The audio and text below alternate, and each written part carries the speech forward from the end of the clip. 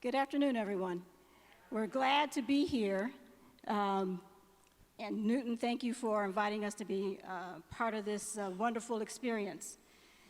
Just a little bit of background. We all know the past couple of years have been a big disruption in the lives of each of us, and particularly in the lives of the young people that we tend to serve. They've had a loss of learning opportunities, reduction in experiences, and disconnection from services and the community. And now seems like the opportune time for us to be thinking about how we can seamlessly develop strategies or develop a strategy for seamless services for young people in school and out of school, and ensuring that they're connected to strong employment opportunities and that we've got strong relationships with our employer community, and that we're doing this in partnership. As a common theme that we've heard throughout the day is that no one of us, regardless of our agency that we represent, the organizations that we work for, can do this alone. We can't do this in a vacuum. It's important for us to be able to work in partnership, and that's a lot of what I'd like to help explore with our panel today. To get us started, I would ask if each of you could introduce yourselves, talk a bit about your organization, what you're representing, how you work with young people to connect them to the workforce. I'll start. Good afternoon. I am Michelle Dennard. I'm President and CEO of CareerSource Florida, which is our statewide workforce development board. I like to say I have the best job because I get to work with 24 workforce development boards across the state who are all catalysts in their communities, ensuring everyone has opportunities for career advancement, career pathways, work readiness skills, or just a brighter future. I'm so proud to be able to work with this network who are so instrumental in moving our state forward. Good afternoon, everyone. My name is Greg Hale, and I have the privilege of serving as the president of Broward College. Broward College has about 60,000 students. There we go. Broward College has about 60,000 students. It has been in this community for 60 plus years now. It is the only public higher education institution that is based here. We have been recognized over and over again because of our ability to serve our students in our community, most importantly by the Aspen Institute, where they have looked at over 1,300 colleges in America, and on 5 separate occasions have recognized that we are among the very top 10, not 10%, top 10 of those colleges in America. And it's in large part because of the recognition that the work that we do is designed to lift those who need us most. It is designed to help those who have all the talent, all the ability, all the capacity, but don't necessarily have the opportunity. So what we're driven by is making sure that we bridge the opportunity gap like no other institution has, and making sure that we're giving every effort. And I love, as our moderator talked about, the recognition that we won't do anything in silos. We have the humility to understand that we cannot do this work alone. We look forward to doing it with our partners, and we look forward to doing it with you. Good afternoon. My name is Carol Hilton, and I am the president of CareerSource Broward. We are one of 24 local workforce boards in the state of Florida. It is our goal to create and work with the employers and youth and job seekers in Broward County. We are in our 49th year of providing services for Broward County, and thank you, Newton, for inviting me to this prestigious panel. I'm looking forward to the conversation. Good afternoon, everybody. My name is Vicki Cartwright. I am the superintendent of schools for Broward County Public Schools. So our organization provides education for as young as 3 years old all the way up unto adults. And so we work very hard with our youth in order to ensure that they are going to be successful and that they are set up for college and career opportunities. And so we actually have, in the entire state of Florida, we have more students earning industry certifications than any other place in Florida. We do have 3 technical colleges, and we also have technical high schools. In addition to that, when we were talking about industry certifications, some of our students start getting those all the way down in the middle school grades. So this is very important to us, and is a focus that we have, and we look forward to continuing and strengthening our partnerships, because we have a lot of wonderful partners that we have, and such as Career Source, Broward, Junior Achievement, or even Greater Fort Lauderdale Alliance. And so we know that it's through these partnerships that we're able to provide programming and tracks that are appropriate for the needs of everyone here within Broward County, as well as the interest of what our students would like to enter in for their careers going forward. So thank you. Good afternoon, everyone. Let's try that again. Good afternoon. And most of y'all know I'm Rick Beasley. You know how I always start the meeting. We want to make sure that everyone is recognized. God has continued to bless us. I first want to give hats off to my good friend, my partner, my frat brother, Newton Stanton, for your leadership in having this discussion around moving the middle class. So thank you, my brother. I want to share with y'all Career Source South Florida. I'm the executive director of the workforce board that covers Dade and Monroe County. Our main goal is always trying to change lives in how we do it. We work with employers to provide employment solutions, but more importantly, we work with our adults and our youth population to enhance them to be able to find a better way of life, but also to improve their community. And so we're here today to kind of share some of our thoughts and ideas and some of our wonderful partnerships that we have with Miami-Dade College, Miami-Dade County Public Schools, my good friend over here, Dr. Javis Hardwick with Florida Memorial University, and some other community partners like OIC. So again, I hope we have a great conversation today to really see how we can enhance moving the middle class. Good afternoon, I'm sorry, go ahead, give it up to my friend, Mr. Rick Beasley. Good afternoon, everybody. My name is Japhus Hardrick. I have the distinct pleasure of serving as the president of Florida Memorial University, South Florida's only historical black institution. Yeah. As Ted said earlier, we are the Lions, right? We eat snakes, we beat up Panthers and all those other schools as well, right? Let me move over a little bit. So Florida Memorial University has been around since 1879, providing opportunities to a quality education for so many deserving students. We are one of those historical black universities, probably one of very few that literally has been displaced on 2 or 3 different occasions due to racial violence. We were up in St. Augustine and was literally ran out of St. Augustine, and we ended up here in Miami and been in Miami serving for now 62 years. And I'm telling you, we're doing some marvelous things. By way of partnerships, everything you do in life, listen, success is built on relationships and partnerships. And everything we're doing by way of growing our university, it is truly in collaboration with great institutions and institutional leaders like we have here on the panel. And I look forward to doing even more and talking about what we're doing. Thank you, everyone. So what I'd like to do is start with Dr. Cartwright. Based on our conversation when we had our prep call, I started the conversation asking, well, what are you all doing to prepare young people for work?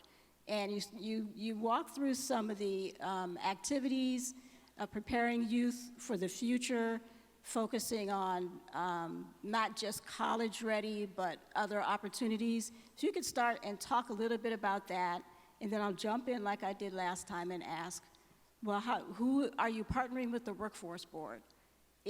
How are you partnering with other organizations to prepare young people, and who are they? Certainly. So in our traditional high schools, of course, we have students beginning at age 15 usually as freshmen, and we start right away. We start right there, and we're exposing them to other opportunities. But I think something is also important that we've discovered. We've discovered 9th grade is too late. And so this year, we are rolling it out, and we're starting with our middle schoolers now. So we're starting with interest inventories, and then we're going to get what that data brings to us so that we can plan appropriately moving forward as we expand these work opportunities as the interests that our students have and getting them engaged at a much earlier age. Because when you get into high school, so many times they're already focused on thinking of what they want to do, or they're not engaged, and that's problematic. We want to make sure that our students have an understanding that no matter where your head is, what you're thinking about, where you want to go, there is a pathway for you. And so by doing what we should be doing, we go right back and make the adjustments in real time for our students. So there's just so many opportunities.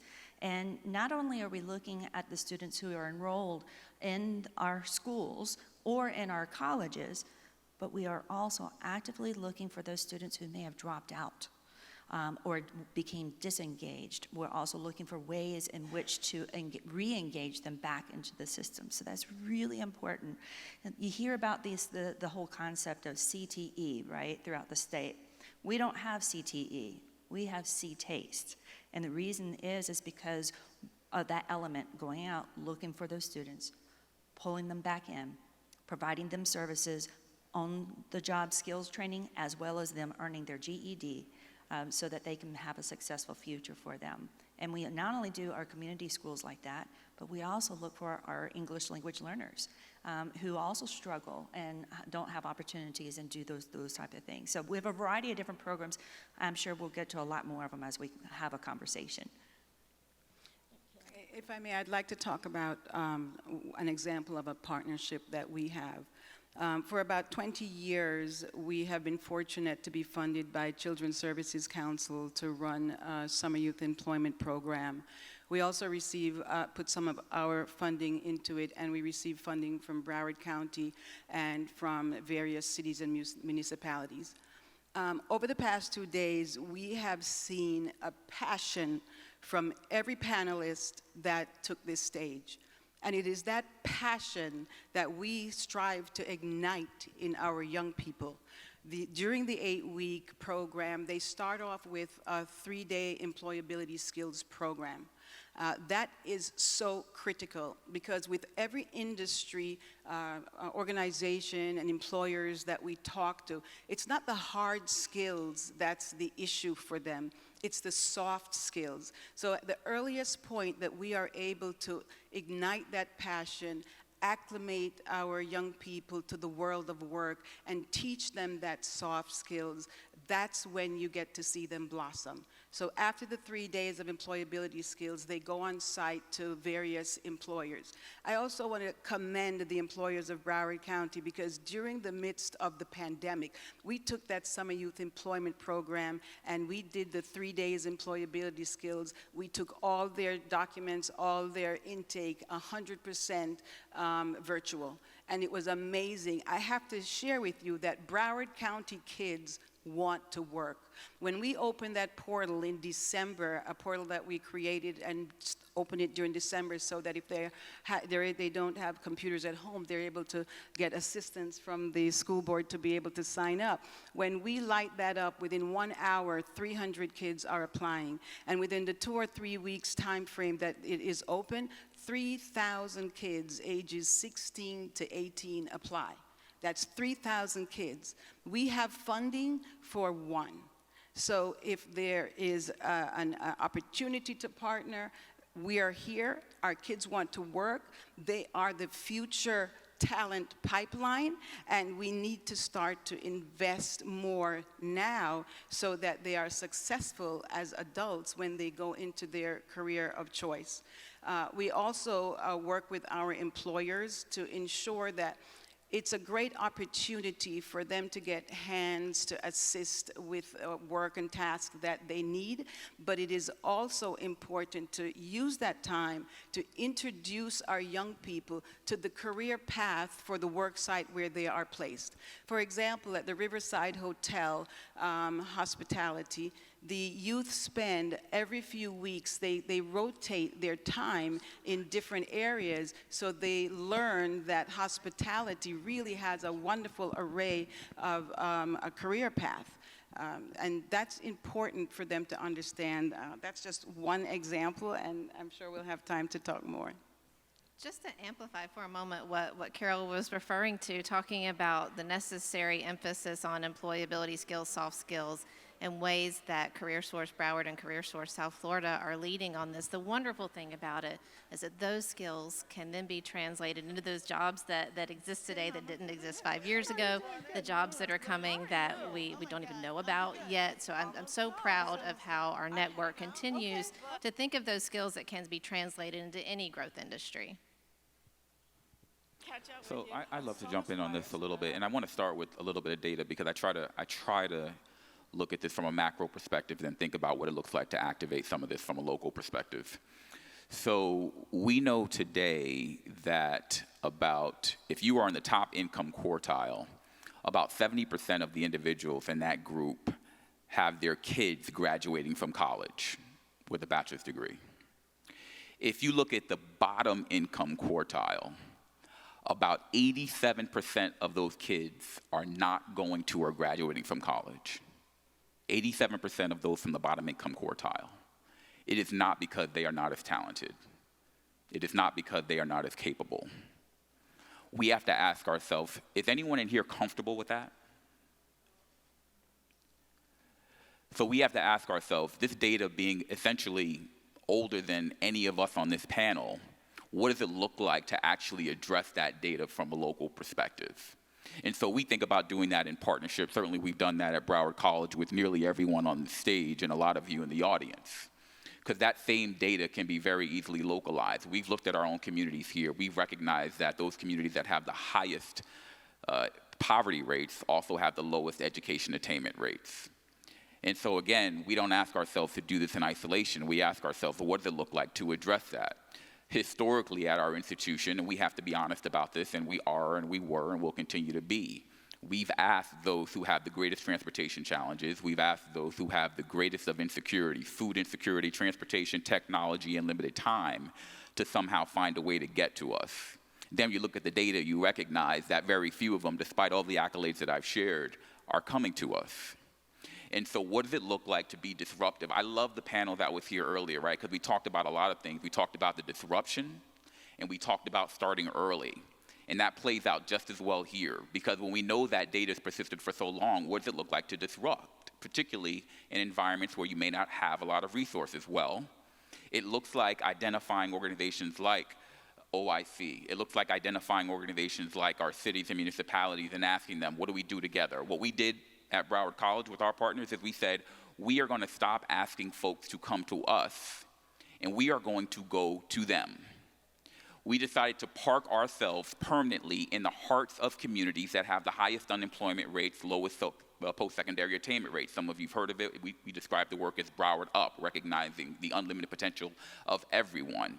We saw we had few coming to us. We've now added 27 locations, and I always say this because it's important. The partnership aspect is so important. The locations that we're in are nonprofit partners like many of you and municipal partners like many of you who said, you can provide classes and advising and teachers in our sites at no cost between the home and the bus stop of those who have the greatest challenges. In fact, one of the things that we're really celebrating now is the YMCA. I don't know if there's anyone from the YMCA here today. There we go, thank you. We have an extraordinary partnership among these 27 locations. This is our most recent one in the heart of Sistrunk, 33311, for those who don't know, highest number of individuals in the state of Florida that are living in poverty under age of 18. We've parked ourselves in 10,000 square feet at this beautiful YMCA facility, and now people will literally look out of their homes and see Broward College.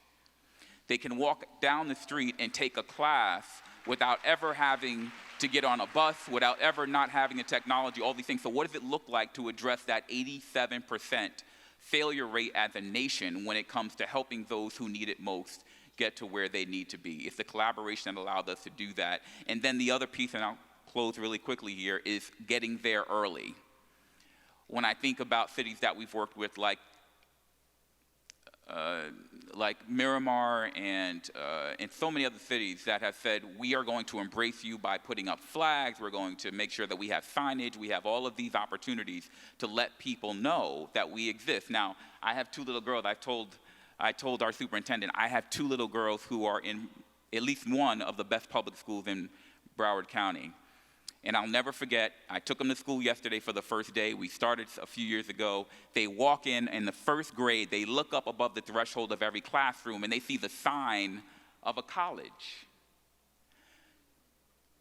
You have a school that's making it impossible for children not to see it. They don't even know what it is, and it's already something that's being embedded in their psyche.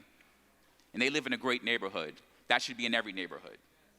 It should be inescapable. It should be impossible for any student not to see their own opportunity to go to college. And yes, give them the choice, right? Give them the opportunity to understand, but don't let them growing up believing it's not for them because they're too poor or their skin is too dark or because their parents never did it. It's something that we have to embrace as an opportunity for everyone in our community.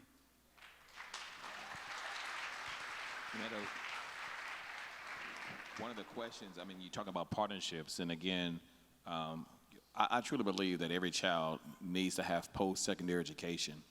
It's not always about every child going to college. I'm fortunate I'm the third generation to go to school. However, a system that we have to build is ensure that every child has an opportunity to help grow their family and help grow the community. So when you talk about partnerships, I know unfortunately the Miami-Dade Chamber, the Miami-Dade School Board, County School Board is not here, and also Miami-Dade College.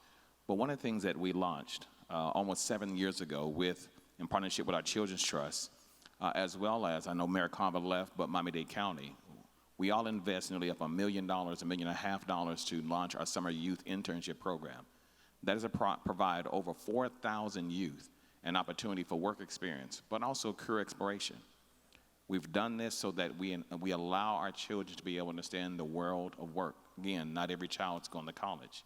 In addition to that partnership, we launched our Tech Hire Initiative, where we offer kids, Career Source funds this program, have been engaged in this program with Miami-Dade College, Big Brothers Big Sisters. We're excited about it because it provides youth an opportunity to get either a certification in gaming, cybersecurity, network administration, programming, web development, 6-week immersion program. And I'll tell you this, when they finish the program, they get a certification plus $500. But the beauty of it is they get an internship for the following summer. Again, moving our children to work. But one other piece that we looked at as a workforce board to ensure that, again, not every child is going to go to college, but can we expand career and technical education in our high schools? So in partnership with all 14 trades in Dade County, Miami-Dade County Public Schools, and Career Source, we launched a pre-apprenticeship program to afford 11th and 12th graders to be able to get their certification in construction. The beauty of it is, we have, and Michelle was there for our first graduation about 6 years ago. The beauty of it is that I've never seen the unions go after students, and I'm talking about a bidding war, to recruit students to go into their apprenticeship program. It is fantastic. These kids can leave high school and go directly to work. It's about building a career pathway. And so I wanted to share that with you. I know one of my staff are in the audience that they have been working heavily with a technical college to ensure that we launch our pre-apprenticeship program, and we're doing it this year in automotive, that ties into the apprenticeship programs that we've launched with Miami-Dade College. So again, not every child is going to college, but as a system, we need to prepare our children, our adults for post-secondary education beyond high school.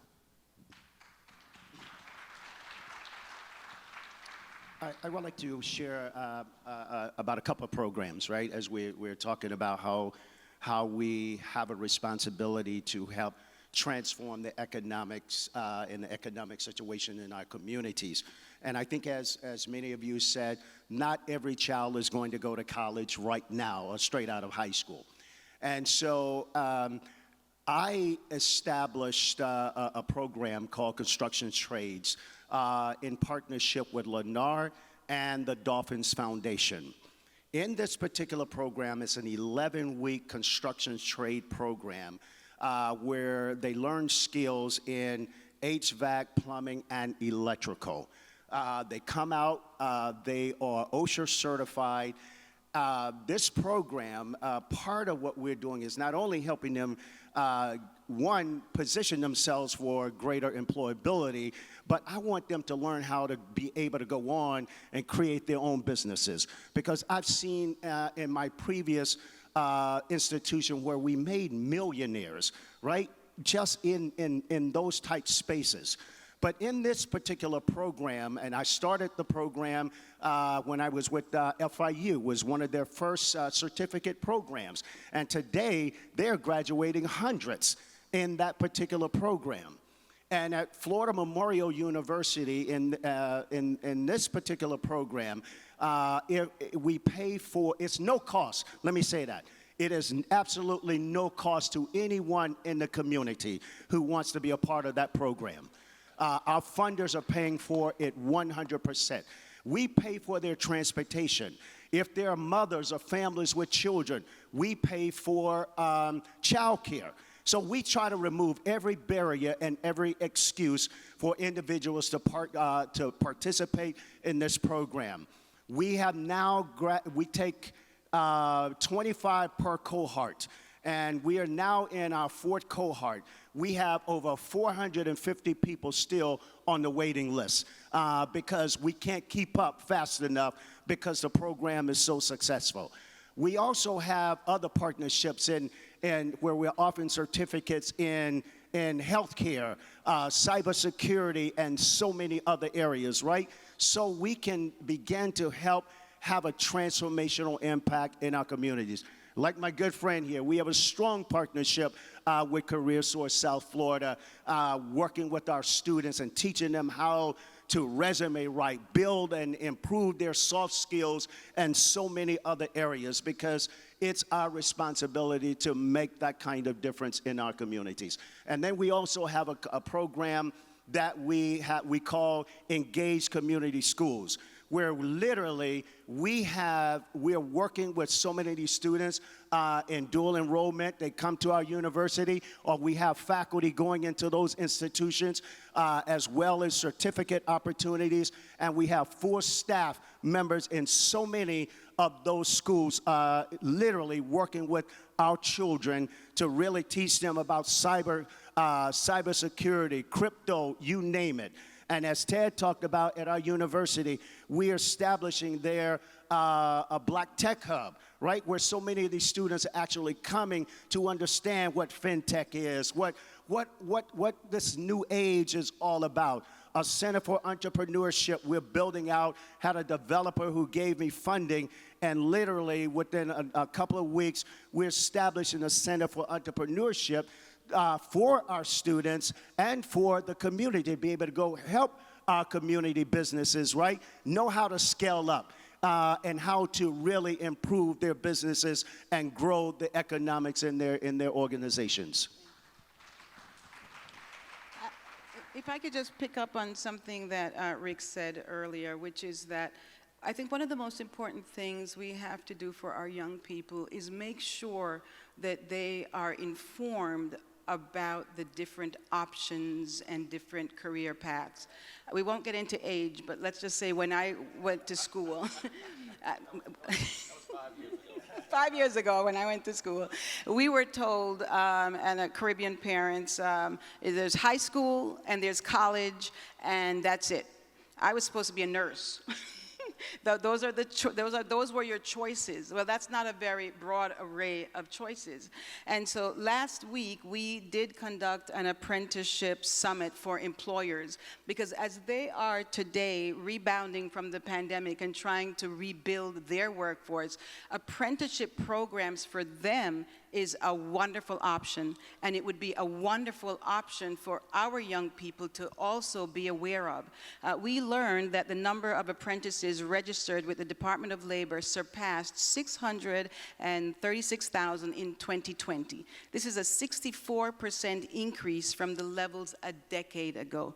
And we also learned that in Florida, apprentices typically earn $48,000 in the first years of their careers, compared to $29,000 for graduates of the state's associate's degree programs. So we need to make sure early on that kids are aware of the options, That's important, because the other thing that they also need to learn is that not everyone can sit in a classroom. Some people want to work with their hands, and both of those options are okay. And we as adults have to make sure they are aware that we are accepting of their choices, because at the end of the day, they're both going to have a livable wage.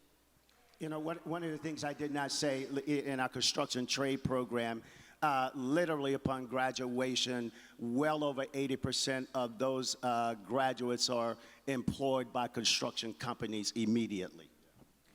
So I love the path of this conversation, and I want to kind of level set a little bit too, because we are talking about the multiple ways in which someone can acquire the skills necessary to have a transformational career and to have an economically mobile growth and lifestyle. So when we talk about college, what we talk about is often bachelor's degrees. There's associate degrees, of course, primarily what we offer, and then we have certifications, right, which is a post-high school, post-secondary credential. Today, and this number may end up climbing, 70% of all jobs require a post-secondary credential, right? And so I always get caught up in this vernacular when we talk about going to college, because people go to college to get a credential, right? They may go there to get a short-term certification so that they can then, and you think about this, you think about the audience that often we're trying to capture.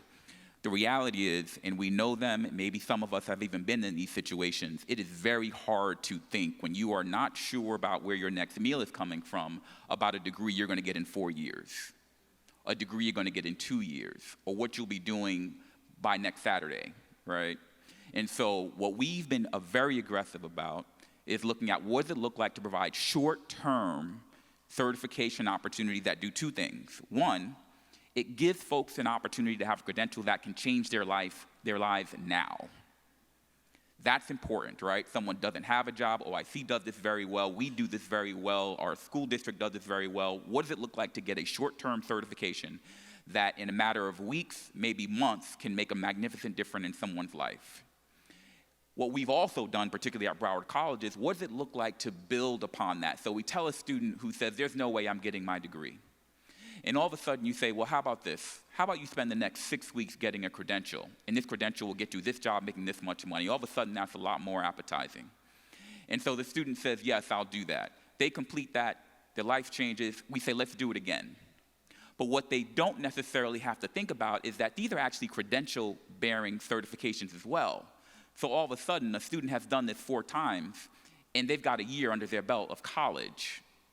So what does it look like, again, being innovative, breaking some of the typical frameworks that we act within? Instead of saying, come enroll in 2 years and 4 years, what does it look like to provide you with this on-ramp that meets your needs, ensures that you are enhancing your life in short spurts, but over the long term, because life will continue, you're getting a degree that can actually have a longer-term impact for you and your family. So the question becomes, how do you provide it in bite-sized components? And then allow that, knowing your audience, that was talked about earlier today as well, knowing your audience and saying, what is the best way to deliver this life-changing opportunity to you? Not saying come to us, not saying get this degree necessarily, but this is the best delivery model for you, then we're going to make sure we satisfy the model that's appropriate for you. But to piggyback on the item here, this is how, again, our community college system, our technical college system, and working with our business community. Again, the launching of apprenticeship programs. Miami-Dade College, we have launched roughly about 19 programs within our workforce region. We've invited Michelle, and we wanted the governor to come down. We are finishing our first cohort with being automotive. Now, here's the beauty. Those students, they're working for the company. They're getting their certification, they're getting their ASC, plus they're getting certified in Lexus and in Infiniti. Win-win for them, but the beauty of it is they get 16 hours of college credit. And so, again, it's about building that That's pathway. exactly right. We've launched one with Warren Henry. A matter of fact, today, I'm sorry I wasn't here this morning, but today our board approved $250,000 of incentives to Being Automotive to launch their second cohort, 25 apprentices. And again, it is a way to build talent. But I'm going to share with you, the colleges, our technical colleges, are repositioning themselves. Now, My partner over here at FMU doing the same thing. You would never imagine a four-year university changing the way in which they provide training. So you have not only Florida Memorial University, you have FIU have launched IRAPS. Here's a way that our higher educational system has changed the way in which education is provided. So not every child is going to go to college, okay? But we're building the system to do that. Now, I will say this. Our board approved, and we launched and presented, we did purchase $1.4 million of scholarships to award to 275 students within Dade County in partnership with Take Stock in Children. So again, we do promote those children who want to go to college an opportunity to go. 75 2-year, 2 plus 2, and then 200 2-year scholarships. And really, we're using our TANF funding to help those who are on welfare to go to college, who want to go. And so Miami-Dade College is not here, but they're providing an articulation program that feeds them right in to the college system. So again, the partnership's about building talent and building a future and building the third middle class. It's an exciting competitive advantage for this region when you have an open invitation from the leaders on this panel saying, businesses, tell us what you need. We'll work with you on apprenticeship programs. We'll design curriculum to meet your needs. We'll help place the students that you need. That sets this region apart, and that is long-term sustainable competitiveness for this area. It's only going to make everybody better. And I think it's important also to talk about some of the high school experiences that are happening as well, right? So many of our students who are in, all of our students in 11th grade who are participating in our CTE programming, we take them for a full-day retreat off-site, and we go in, and this is an opportunity for them to learn about some of those employability skills, how to actually interview, and then we offer professional development for the rest of the day for their interests in areas for which it's seen that they may need some additional support. So that's in 11th grade, but even in 12th grade, we have a program to where if there is a student who doesn't know really what they want to do after high school, we make sure that for half of a day, we're sitting down with them, we're putting them in front of employers so that they have a chance to talk and interact and see where some of their interests may lie, and a lot of them will end up walking out with jobs as well. So it just continues to entice them to keep their interest and to keep them here in Broward. And the other thing I think some people aren't aware of is through Atlanta Technical College, we have one of the largest apprenticeships program in the state of Florida. We have over 18 different job areas, and so these individuals that are enrolled in this program not only are working 40 hours and they're getting paid for it, but then they also attend either on some evenings or sometimes on weekends additional skills training. And so as they are working and as they are increasing their skills, their income is increasing as well. So it's really important partnership that we are doing that in order to make sure that we're completely supporting all of our students and our adults. I'll just add another quick point. The one thing I want to make sure I would be remiss if I didn't say this, and I know we're going to wrap up soon, is as we think about these endeavors, hopefully we're thinking about the sustainability of these endeavors as well.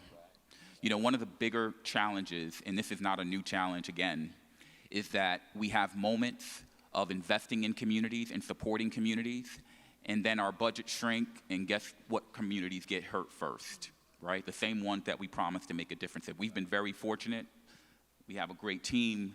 The work that we're doing in Broward Up led to a gift from Mackenzie Scott of $30 million that we endowed to make sure that we are never leaving the communities that we decided to engage with.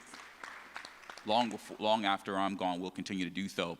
And then we received a great investment from the Department of Education, and I ask you to look out for this. Promise Neighborhoods grant we just received from the Department of Education, $30 million, and we are the only state or community college in the nation to ever receive this grant.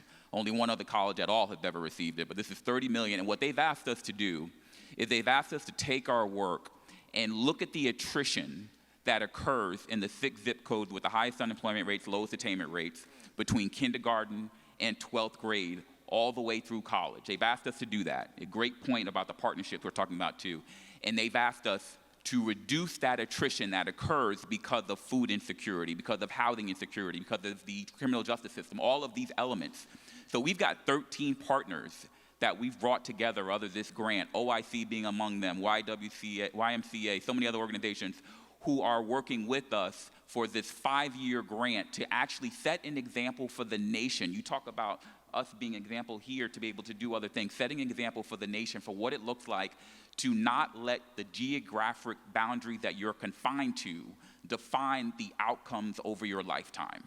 That's the effort of this work. We're really excited about it. We look forward to sharing with you over the years to come as well. I do have one question from the audience that I did want to squeeze in before we are booted off the stage. What programs or services are there for students with intellectual or developmental disabilities to expand their vocational skills? And how are these services ensuring students with those disabilities are prepared to enter the workforce? I love that question. I'm sorry, that's one of my passions. So within Broward County Public Schools, we also have what is known as like a transition services. It falls within our Exceptional Student Education Department. And what they do is these are going to be for students who a lot of times have moderate disabilities, moderate cognitive disabilities. And so early on, we make sure that our children are registered with Voc Rehab, so that way we know that for on-the-job training, when we get to that point, that becomes available. But we do partnerships with so many of our businesses, and we go into the businesses themselves with the students, and we have side-by-side job training for them in order to ensure that we're setting them up for success.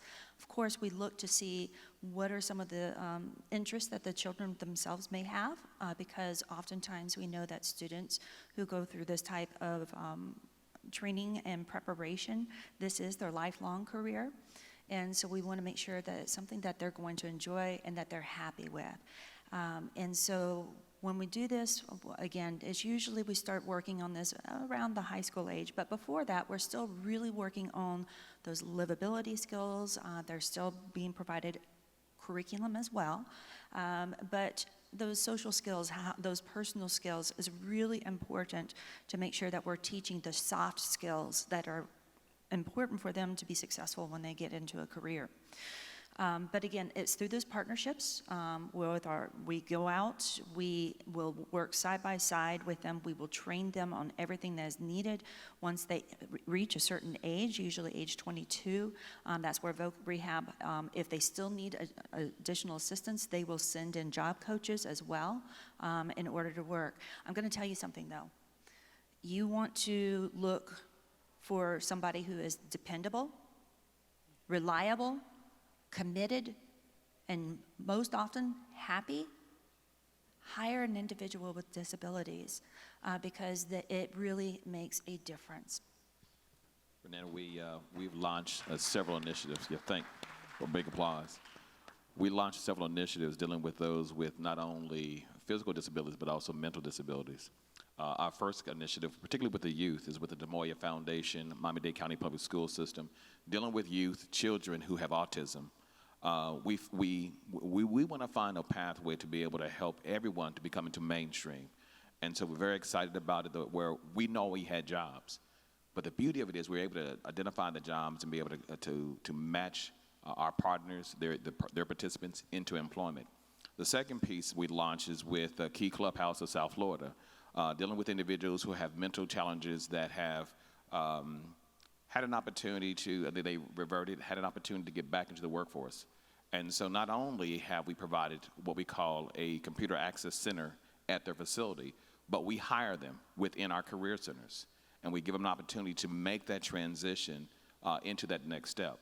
We make the commitment not only by funding them, but we make the commitment by hiring them. If I could also add, we provide through our youth providers, one being Center for Independent Living, Flight, Handy, School Board, and Junior Achievement. Center for Independent Living focuses on those who are disabled.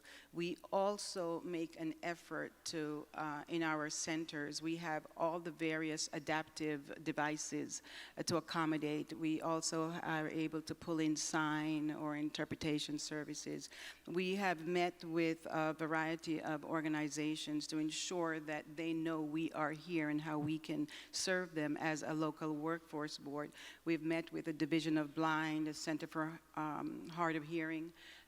We have pulled in additional organizations, SunServe that works with our LGBTQ population and our community-based organizations, because it's not just about having the resources. It's important that the community is aware of the resources you have.